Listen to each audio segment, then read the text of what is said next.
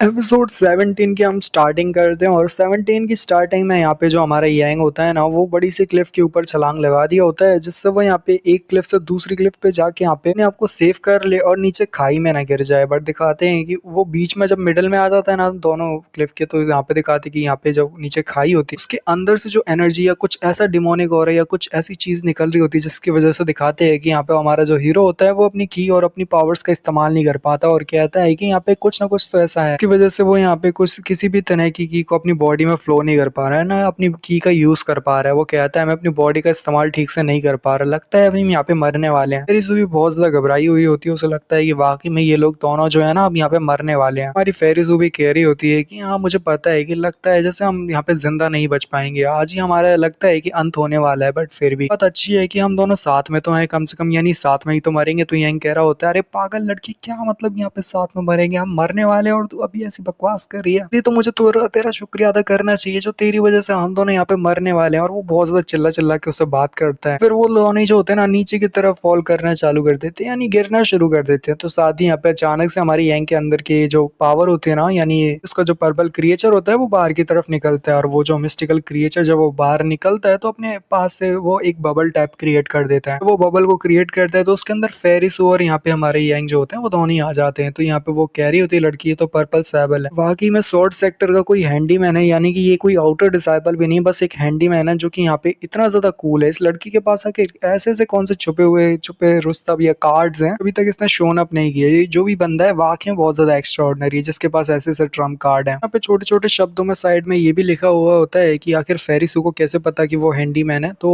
मांगा में यहाँ पे राइटर ने तो दिखाया नहीं है, बट राइटर ने ये कहा है कुछ ही चैप्टर पहले जब फेरिसू और हमारा जो है यहाँ पे यांग है ना उन दोनों की बात हुई, जहाँ पे यांग ने बता दिया कि वो एक हैंडीमैन है, मतलब शॉर्ट सेक्टर का। तो जैसे यहाँ पे फेरिसू को पता है कि वो एक हैंडीमैन है, ना कि एक सेक्टर का डिसाइपल, यानी आउटर या इनर कोई भी डिसाइपल नहीं, बस एक हैंडीमैन है। इसके साथ ही यहाँ पे वो बबल के सारे, यानी कि जो पर्पल सैबल यानी हमारा वही होता है ना पर्पल क्रिएचर, उसके हेल्प की वजह से वो लोग यहाँ पे नीचे की तरफ उतर आते हैं। यही कह रहा होता है तो हमारे लिए बहुत ज्यादा अच्छी किस्मत की बात है, हम दोनों ही जो है ना वो सेफली यहाँ पे नीचे जमीन तक आ चुके हैं। तो यही कह रहा होता है कि आखिर ये जगह कैसी है, जब जो जगह है ये बहुत ज्यादा ही अजीब है, यहाँ पे बहुत ज्यादा डिमोनिक ऑरा और डिमोनिक एनर्जी निकल रही होती है चारों तरफ से। तो वो दोनों ही बहुत ज्यादा हैरान होते हैं यहाँ पे ऑरा और पूरी जगह को देखने के बाद। कहता है तुमने जितना कहा था ना ये जगह तो उससे भी ज्यादा ईवल है जितना तुमने बताया था। तो ये लड़की कहती है मुझे भी नहीं पता था, मैं तो खुद पहली बार इस जगह को देख रही हूँ, क्योंकि मैं तो इतनी पागल नहीं हूँ जो यहाँ पे अकेले ऐसे कूद जाऊँ। बात तो मानने वाली है कि शायद हम ही पहले वो लोग हैं जो सेफली यहाँ तक शायद नीचे की तरफ उतर आए हैं। तो यहाँ पे हमारा यही कह रहा होता है वाकई में ये बात तो सच है। वो कहता है कि हमारा जो शॉर्ट सेक्टर है ना वो साउथ की डायरेक्शन में है, तो शायद हमें साउथ की डायरेक्शन में आगे बढ़ना चाहिए, तो हम आसानी के साथ पहुंच जाएंगे अपने शॉर्ट सेक्टर में वापस। रिसु कहती है हाँ माना कि हम यहाँ पे ट्रैक जो है वो सही कर रहे हैं या फिर हम रास्ते में भी सही जा रहे हैं, बट फिर भी अगर हम बात करें कितनी देर में पहुंचेंगे तो वो लगभग 10 दिन है, यानी 10 दिन में ही हम पहुंच पाएंगे। 10 दिन इस जैसे जहन्नुम में बताना है, यानी कि हमारी मृत्यु हो जाना है, यानी हम मारे ही जाएंगे। तो यही कह रहा होता है कि तुम्हें चिंता करने की जरूरत नहीं है। पास से चुटकी बजाता है और कहता है कि चलो मेरे साथ ही जल्दी से बाहर निकल जा मेरे घोड़े। और साथ ही यहाँ पे दिखाते हैं घोड़े की जगह पे भेड़िया बाहर निकलता है, ज्यादा गुर्राते हुए कहता है कि मैं तैयार हूँ मास्टर। और साथ ही यही कह रहा होता है जल्दी से कुछ देखो यहाँ पे कुछ अगर खाने के लिए भी मिल जाए तो काम बन जाए, यहाँ पे कुछ ना कुछ तो हमें जुगाड़ तो करनी पड़ेगी ना यहाँ पे 10 दिन तक जीने के लिए भी। चाहता हूँ मेरे साथ ही तुम यहाँ पे ज्यादातर काम को संभाल ले रखो। तो यहाँ पे हमारी जो फेरिस होती है मन में सोच रही होती है कि ये कैसे हो सकता है। बीस्ट जो होते हैं ना वो बहुत ज्यादा वैसे घुराने वाले और बहुत मतलब बहुत ज्यादा खतरनाक जानवर होते हैं। ऐसे बीस्ट जो होते हैं ना बहुत ज्यादा पावरफुल होते हैं। मान लो कि यंग के पास जो ये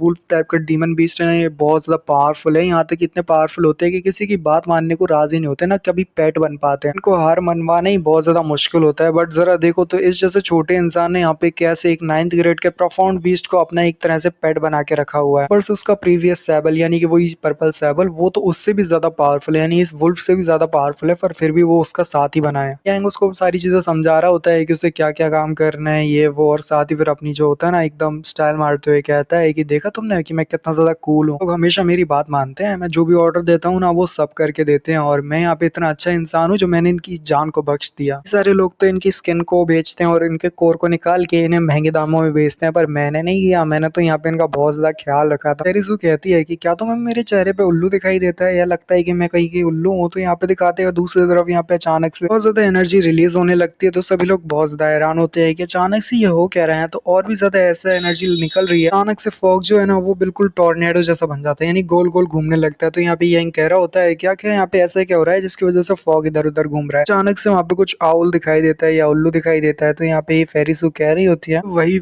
स्पीशीज है, यानी वो स्पीशीज बीस्ट हैं जो कि बहुत ज्यादा खतरनाक होते हैं, जो कि यहाँ पे रात के समय पे ही दिखाई देते हैं, जो इंसानों के दिमाग को खाते हैं। खासकर इंसानों का दिमाग इतना ज्यादा पसंद है कि अगर इन्हें मरना भी पड़े तो वो खा के ही मरेंगे, यानी कि ये पूरी तरह से पागल है इंसानों के दिमाग के लिए। मैंने सुना है कि एक को हराना भी बहुत ज्यादा मुश्किल हो जाता है और एक के साथ निपटना ही बहुत ज्यादा मुश्किल होता है तुम्हारे जैसे इंसान के लिए, बट फिर भी जरा देखो तो यहाँ पे तुम्हारे दिमाग को खाने के लिए यहाँ पे हजारों लोग आ चुके हैं। पता नहीं उन्हें तुम्हारे दिमाग का टेस्ट कैसा लगेगा। मैं अपने प्राइम पे थी, यानी मैं बहुत ज्यादा ताकतवर थी ना, तब भी मैं शायद यहाँ पे इनका सामना कर पाऊँ, यानी अभी भी मेरे को शायद डर ही लगेगा यहाँ पे इनका सामना करने के लिए, क्योंकि यहाँ पे वैसे ही बहुत सारे हैं। साथ ही यंग जो होता है ना बिल्कुल सीरियस मोड में आ जाता है और अपने हाथ को बहुत ज्यादा टाइट करते हुए कहता है तो फिर ठीक है, वो बारी आ चुकी है, मेरे पास और कोई ऑप्शन नहीं है। और साथ ही यहाँ पे जो यंग होता है ना उस लड़की के कमर पे ऐसे हाथ रखता है और चलो भाई भाग लो, निकल लो यहाँ से। लड़की को उठा के बहुत ज्यादा तेजी के साथ वहां से भागने लगता है, क्योंकि अदर ऑप्शन कोई होता नहीं, वो इतना पावरफुल भी नहीं जो इतने सारे लोगों का सामना कर पाए। वो फेरिसू से भी बहुत कमजोर है पहले ही। हमारा जो यंग होता है वो फेरिसू को लेके अपने बीस्ट की तरफ, मतलब बीस्ट के ऊपर चढ़ के मतलब ऊपर से भागने लगता है, जबकि वो आउल और आउल की टीम जो होती है ना वो भी बहुत ज्यादा तेजी के साथ हमारे हीरो के और साथ ही फेरिसू के दिमाग को खाने के लिए आगे बढ़ते हैं। वो जो आउल होते हैं वो चारों तरफ से हमारे यंग और फेरिसू को घेर लेते हैं। फेरिसू कह रही होती है कि अब हम क्या करें, क्या हम यहाँ पे भाग भी पाएंगे, क्योंकि ये तो चारों तरफ से हमें घेर के रखे हुए हैं। कह रहा होता है कि लगता नहीं कि अब यहाँ पे हम और भी ज्यादा कुछ कर पाएंगे, शायद हो भी सकता है कि हमें इन द एंड फाइट ही करना पड़े। अगर लड़की तुम ऐसा सोच रही हो कि यहाँ पे मैं हार मान लूं और यहाँ पे चुपचाप मर जाऊं, यहाँ पे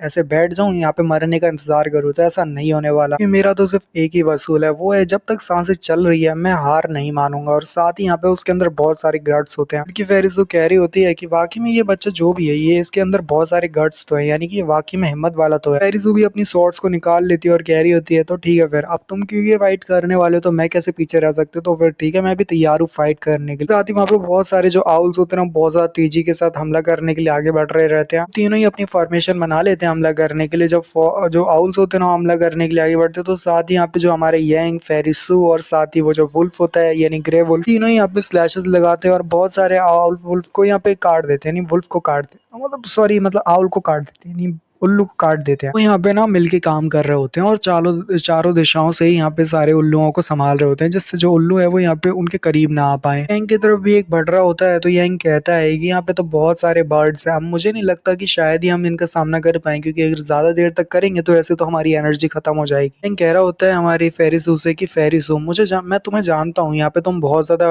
बड़े मतलब उससे हो, यानी कि तुम्हारी जो पोस्ट है वो बहुत ज्यादा हाई है। ऐसा लगता है कि शायद तुम्हारे पास ऐसा कोई ना कोई तलिस्मन या कोई ना कोई ऐसी फॉर्मेशन होगी जिसका तुम एस्केप की तरह इस्तेमाल कर सकती हो, यानी तुम्हारे पास कोई ना कोई एस्केप प्लान तो होगा जहाँ पे हम जैसे जहन्नुम से बाहर निकल पाए। तो तुम हेजिटेट मत करो लड़की, जल्दी से उसका इस्तेमाल करो और हम सभी को यहाँ से बाहर लेके जाओ। उस चीज का इस्तेमाल कर लेना चाहिए भले वो चीज प्रीशियस को है ना। तो फेरिसू कहती है अरे तू पागल है क्या, क्या बकवास कर रहा है, मेरे पास ऐसा कुछ भी नहीं है, मुझे नहीं पता तू क्या बकवास कर रहा है, मेरे पास होता ना तो मैं तेरे को यहाँ पे छोड़ के अकेले ही चली जाती। तो यहाँ पे दिखाते हैं वो उन लोगों का फाइट कर रहे होते हैं और बहुत सारों को मार भी रही होती है। यहीं पे ये वाले एपिसोड का एंड होता है। तो I hope enjoy, leave a like अगर आपको पसंद आता है तो नेक्स्ट एपिसोड में मिलते हैं बहुत जल्दी। तो तब तक लिए सायोनारा, बाय बाय।